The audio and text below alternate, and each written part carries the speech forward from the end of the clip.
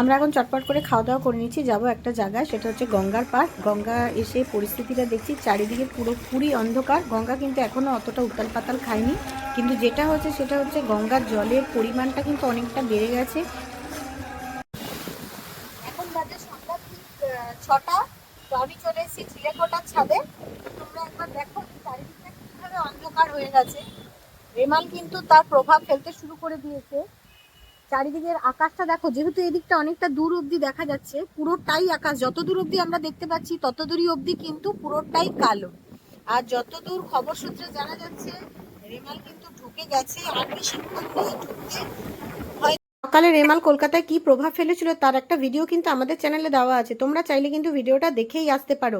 আর তোমরা এরকম রেমালের আরও আপডেট আমাদের চ্যানেলে পাবে, তার জন্য সঙ্গে থাকো আমাদের সাথে। আর আমাদের চ্যানেলকে কিন্তু অবশ্যই সাবস্ক্রাইব করো, কমেন্ট করো আর লাইক করো।